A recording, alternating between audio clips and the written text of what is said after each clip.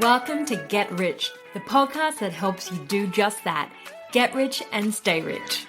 Hey, I'm Molly Benjamin. I'm the founder of Ladies Finance Club, one of Australia's largest financial education platforms for women. But before I started helping thousands of women take control with their money, I was a hot financial mess when it came to my own finances. And not the fun kind of hot, more like crying in a supermarket wondering where all my money went kind of hot. But here's the thing, if I can go from financial mess to owning a share portfolio, investing in property and building wealth, then you can too. My mission is simple, to make women rich. Because when we have financial freedom, we have choices, confidence, and control over our future. Every week on Get Rich, I sit down with some of the best experts in the industry to break down how we can all start investing, growing our money, and creating long-term financial security without the jargon, boring bits, or overwhelm. Because when women get rich, we don't just change our lives, we change the world. So if you're ready to start making some smart money moves, hit that subscribe button and let's get rich together. What does your grandmother's relationship with money have to do with your bank balance today? More than you think.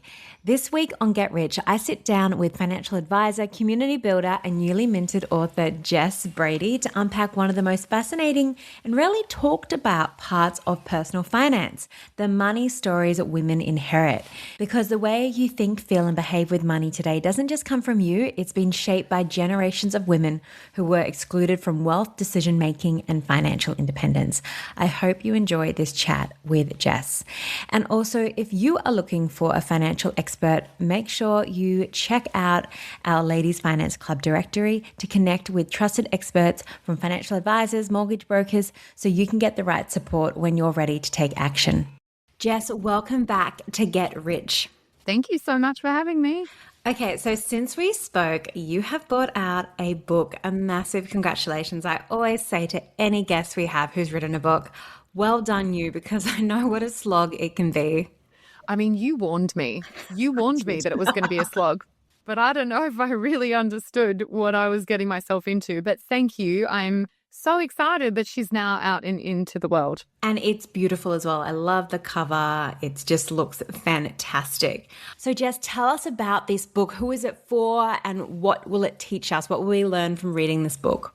Yes, so it is a slightly sweary feminist take on money. So anyone that wants to learn basically how they have gotten to where they are from a belief system about money and how to grow their money moving forward. So each chapter is a different gardening theme or reference, which I think if you've ever seen anything in nature in terms of how great ecosystems work, or even just gardens, you'll know you need to nurture something, you need to look after it, you need a whole bunch of different things for something to be able to grow and come to life.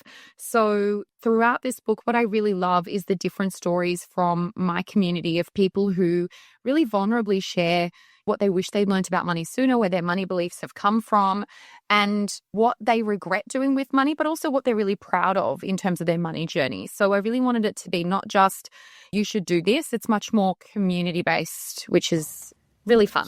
You learn through other people's mistakes and, in the nicest way possible. And there's lots of references to gardening. Are you really into gardening?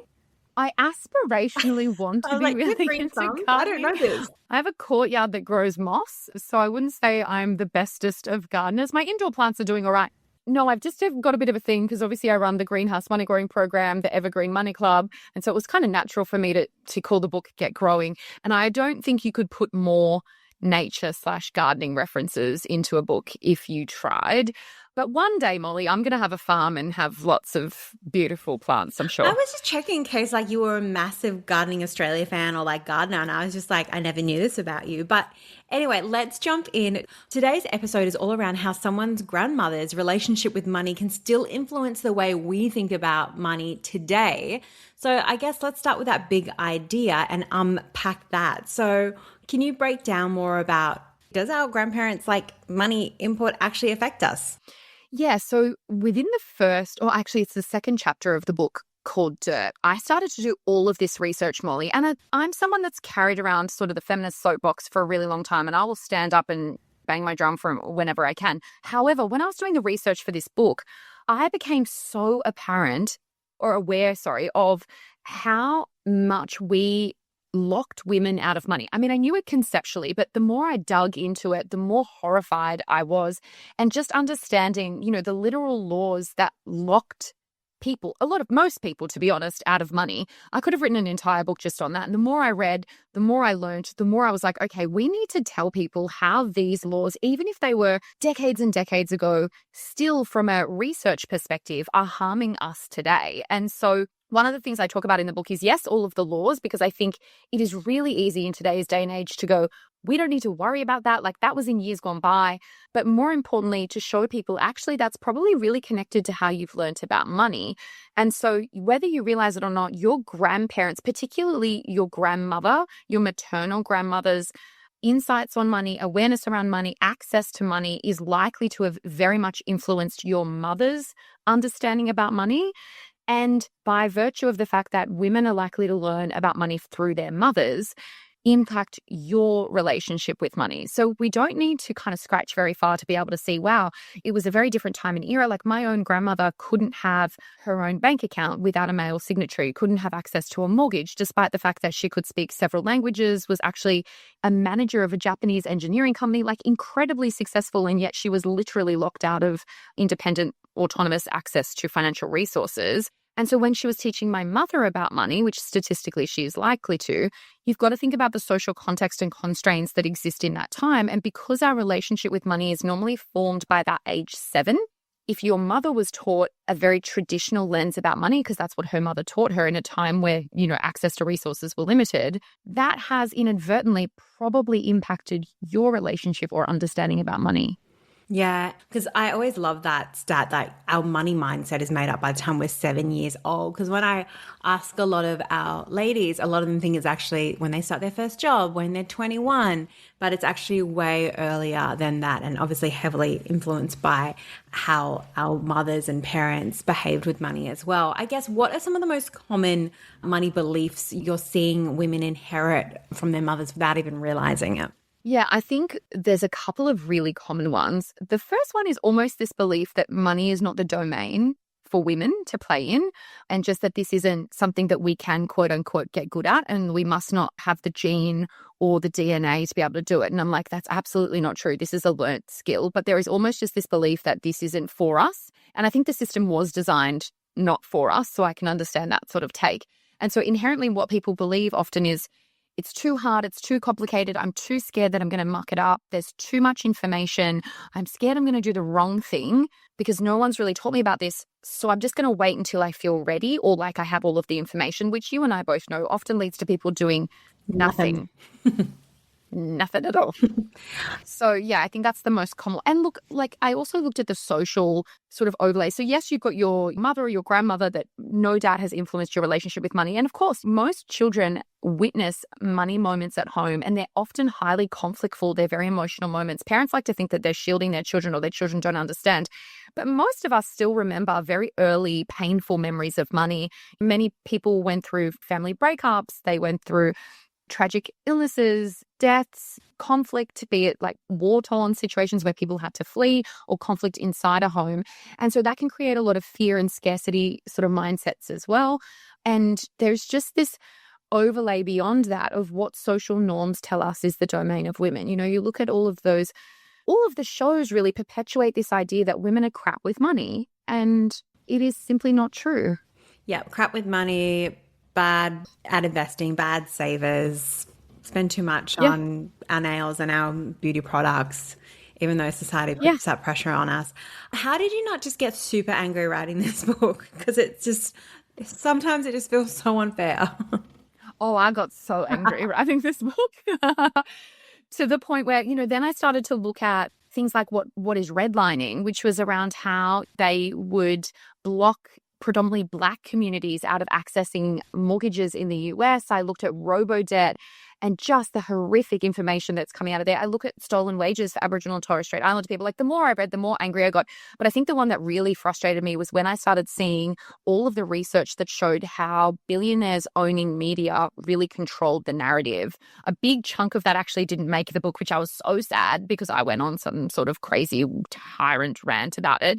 But then you start to really see the system for what it is, and the fact that the people with power and wealth get to kind of infect the masses with the agenda and the prerogative that they want. And I think it is really important to understand that we live in a system and, that there are people in charge, especially at the moment. I'm kind of raging left, right, and center. Absolutely. But it wasn't good timing for me to start new hormone treatment as I was reading all of this, because you can possibly tell if you've read the book, she was in a mood.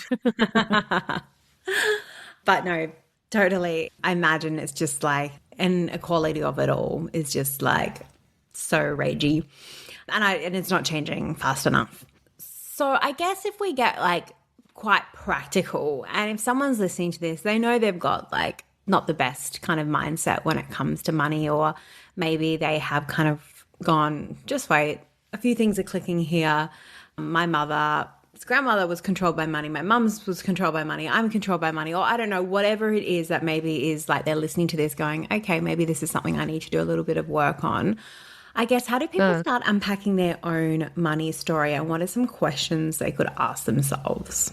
Yeah, because it's one thing to like learn about the system. And I guess the reason that I did that, not to try to go on some weird academic esoteric rant about it, it's more about it's not necessarily your fault. Because I think for women in particular, we internalize so much shame and so much guilt. And we're told if we don't do it perfectly, we shouldn't bother trying. And so I wanted to kind of shine the light on that to say, listen, babes, this isn't your fault. Like, look at what you have been subjected to. Look at fairy tales where we have told you that having money is what the villains have. Like, from the moment that we grow up, we are basically told, no, this isn't for you. But then it's about going, well, that's BS. What do I do about it? So then I spend the rest of the book, helping people figure out how do you actually grow your money. And so, I think I go through a whole bunch of reflective questions within the book, but I call the earliest sort of most emotive memory with money, I call it the hot iron moment. And that is because when I was little, I was very silly. My mother told me, don't touch the hot iron. Obviously, I didn't believe her. And so I touched the hot iron, and I've never really gone to an iron since. I've never ironed again. I've got on aversion to irons. But I think about it as this intense, painful, quite core memory from childhood. And I think we all have one of those from money. Now, it doesn't need to be something that was huge. It might be a tiny moment where you were told you couldn't have something, or we couldn't afford it, or you might have seen some conflict. And so if you were trying to start and figure out, okay, well, what do I think about money? I would go back and figure out, what is my most early painful memory with money? What do I remember about it? What did I internalize from that? Because we're actually really smart beings. We're like, oh, I don't want to touch the iron. Last time I did that, it didn't end so well for me. I'm going to stay well away from that. So if I saw my parents arguing about money, I may not feel really comfortable to talk about money openly, certainly not with people that I love, because I have been shown that money equals conflict in relationships. And I would also believe our brain is always trying to keep us safe. So if we go, actually dealing with this makes us feel unsafe, then we actually have to kind of like almost move from that monkey brain and go, actually, I need the logic brain to take over here, because we know it's actually not going to hurt us. Does that make sense? I'm not communicating this well. No, you totally are. And it's so true. Like I talk about, it's such a clever part of our brain for survival. Like to keep us safe, it has done such a fabulous job. Annoyingly, for wealth creation, it does the exact opposite. So it's about saying thank you. Like we sort of beat ourselves up, and instead we're going, actually, babes, that's really smart. Like your brain is really clever. It's connected the dots at a subconscious level to go, oh, no, thank you. I don't want to go anywhere near this. And it's about saying to your brain, thank you so much. I absolutely understand why you were trying to do this for me. I got this from here. I'm going to take the wheel. And so once you've kind of figured out your hot iron money moment, then I get people to create what I call a money monster. Mm-hmm. Because I think creating some separation between you and maybe some behaviors or thought patterns that you have with money that you don't love, it's kind of based on the concept of parts theory. And so, creating this little persona for someone monster-like that lives within us. And I like to name them something as ridiculous as possible and give them a job title. Mine is called Stacey the Staller. She loves derailing, procrastinating, just stalling when I'm overwhelmed because I have to make the big decision and I just don't want to. There's some examples in the book of other people's money monsters. But I think then we can understand, okay, how often is this money monster coming up for me? How often are they making decisions for me? What is that leading me to? Where do they show up the most? Is it after I've had a bad day and I'm at home scrolling on the lounge? Is it after I've had a fight with my partner? We can start then understanding when they are likely to take over and how we're going to redirect it so that we don't continue to end up in those habit loops. Because we can say, you should start investing, you should start doing all this sexy stuff with your money. But I think unless we understand how we can improve our habits and the identity that we want to have with money, we're kind of putting the cart before the horse a bit. Yeah, no, I love that. And I love so going back, if you are keeping your head in the sand, it's not your fault. And love labeling it as well. We used to do this thing where my sister and I'm a twin and we're a little bit messy. And so if our room wasn't clean, our older sister would be like, hey, Horace has been out again. Could you tell Horace to put the things away? So we're almost giving it a label. So it wasn't such a, that's me, put your stuff away, or you're being naughty or whatever it was. You're labeling it and you're kind of keeping that separation. And that really helped. And it also helped in our relationship as well.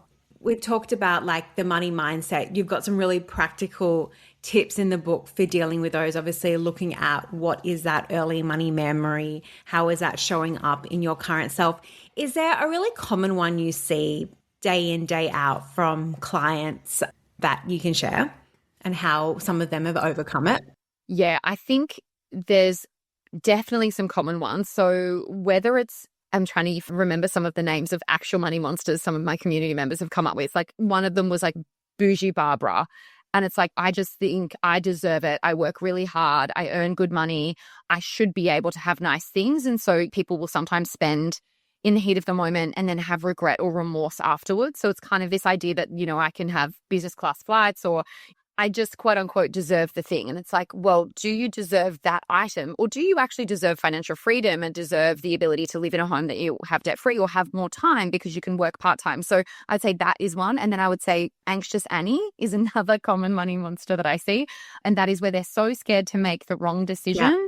They can go round and round in circles forever and they just don't click go on anything. And then they feel remorse and guilt that they didn't do it sooner. Yeah, absolutely. They're very common ones. And within the book, I actually go through a whole bunch of really, really common sort of monsters that I see over and over again. And I love that the book kind of starts with that as well, because I speak to so many women and I'm just your mindset that needs to change before anything else can change, because otherwise we're just going to go around in circles here. And it gets frustrating because you kind of know the answer as an outsider, but they've got to come to it and understand, oh, maybe that's why I deal with money. And it reminds me of speaking with a client recently. And I'm if you look at your mother's behaviors and you look at your behaviors, that's where we need to do the unpacking. So then we can start saving towards a house, because it actually is possible for you. You're living this broke mindset. Anyway, it's just this is where it's got to start.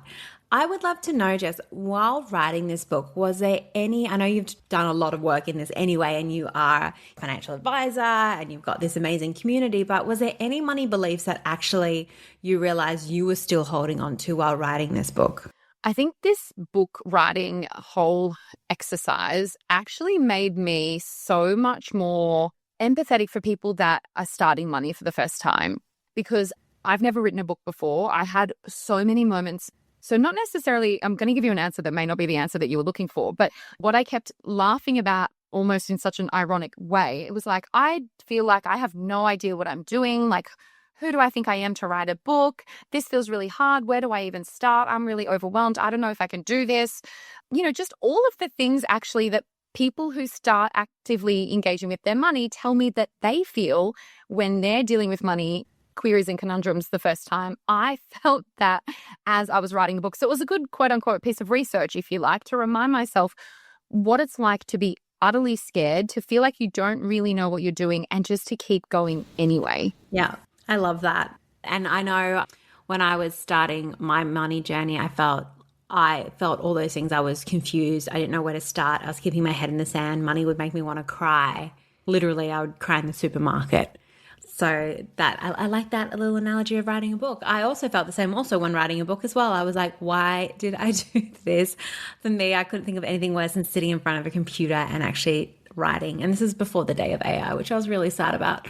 I was literally like, oh my God, this is going to be the death of me. Yeah, I mean, they don't, I guess it depends which publisher you're using, but like I wasn't allowed to use AI. So at no point did I use AI, which is so wild. Do you think, oh my gosh, we have all these resources on tap and we can't use them? But, you know, I was right there with you and I cried so much that my mother got angry and was like, you must never write a book ever again. I was like, thank you. Thank you so much for your love and support on this journey. But I think if anything, it just proves that if my neurodivergent brain can write a book, you can do anything that you want to do. And is it going to be easy? No. Are you going to have moments where you feel like you just want to run away? Yeah, probably.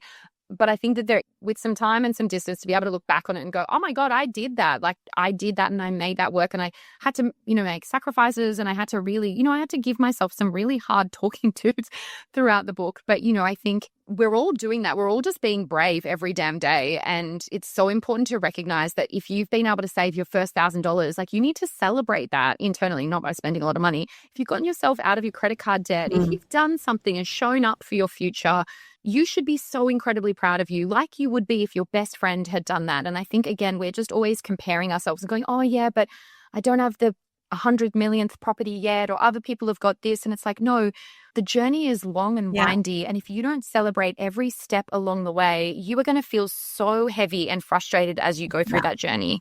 Absolutely. And it can be very challenging. It's not this easy thing. It's not just like spend less than you earn. Like that sounds so simple. It's so much more complicated than that. So, you know, as you said, it is a journey and it's a relationship. And like all relationships, you got to work on it constantly.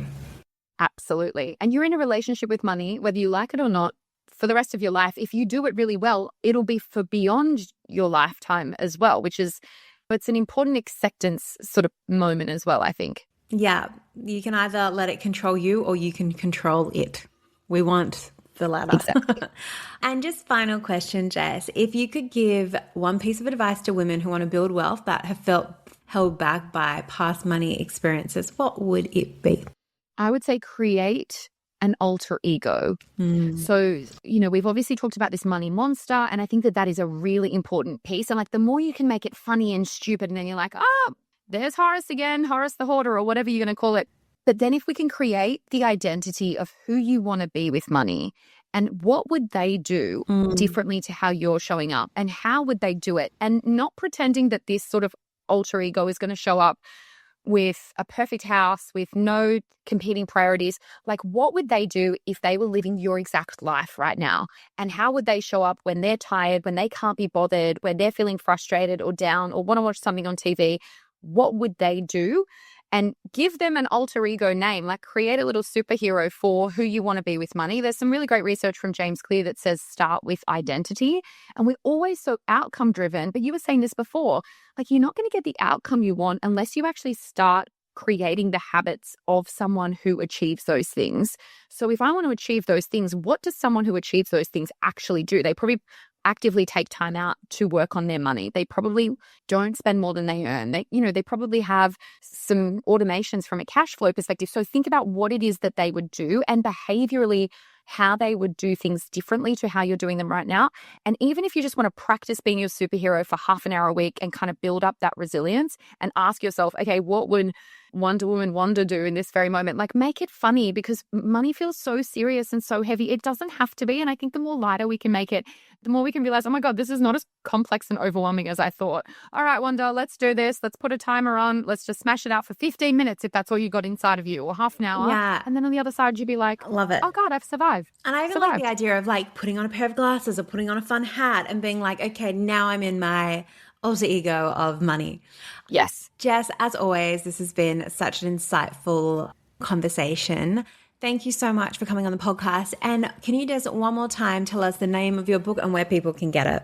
Yes, sure. So the book is called Get Growing, a no-nonsense guide to cultivating wealth and financial freedom by me, Jessica Brady. You can find it on Booktopia, Amazon, all good bookstores. You can request it at your library. If your bookshop doesn't have it, you can ask them to bring it in. And guys, you know what we like to do at Ladies Finance Club? If you see Jess's book in a bookshop, make sure you cover the row in Jess's book. Thank you. Thank you. I've had some people do that and I've just been giggling because I'm like, oh gosh, someone who we both know, I think yesterday may have put me in the top sellers or the best sellers. Thank you so much, go. gorgeous. As always, such a pleasure to speak to you. I always learn so much, and I can't wait to read this book, and we'll do a giveaway with it when this episode comes out.